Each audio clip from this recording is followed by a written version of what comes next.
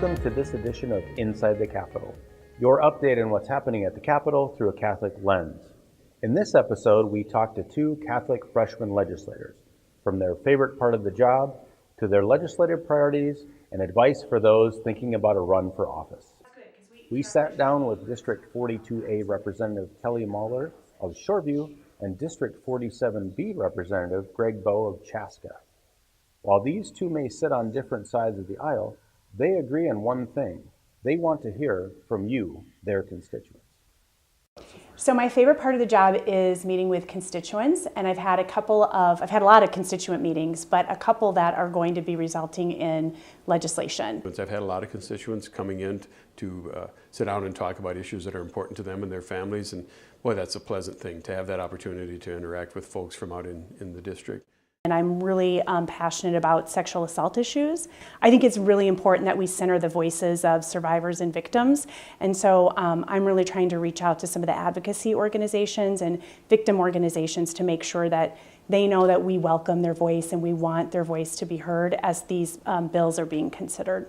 I want to keep taxes low, not just necessarily cut, but rather making sure that the taxes don't continue to rise. I know we're among the highest tax states in the nation right now, and that's a big impact for businesses and for families alike. And so I want to continue to work to keep those taxes low.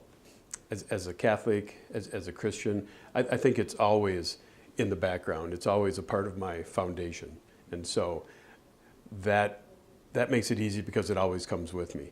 But I think also it's just making sure that you seek the will of God, make sure we're doing things that we should be doing, and always kind of looking for guidance in that direction. So I think it's relying on the foundation that has gotten you to this point.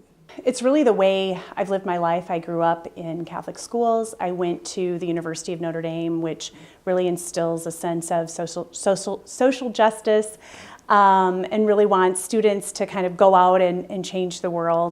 Actually, we have a divided House and Senate, so how can we be working with the Senate to make sure that our bills are moving in the Senate also? Because there's not a lot of time for interaction between House members and senators. We're so busy focusing on our work here, and so just trying to figure out how I can best make those relationships not only across the aisle in the House, but then also trying to build those relationships with senators so our bills actually can move on that side too. There are many, many different opinions and many, many different positions and insights, and so looking to others for ideas, because no one has a lock on 100% right or 100% wrong, and so it's a willingness to listen and to talk with others. I would suggest that they start at the local level if they can. Serve on maybe a city commission or a board, perhaps a school board or a church board, things like that. There are real needs at the local level, and so by stepping in and serving at that local level, you'll get a good feeling for public service and the time and effort that it will take. Don't wait. I think it's easy to sort of talk yourself out of it, like now's not the right time for this reason or that reason, and I don't think there's ever a perfect time to do it.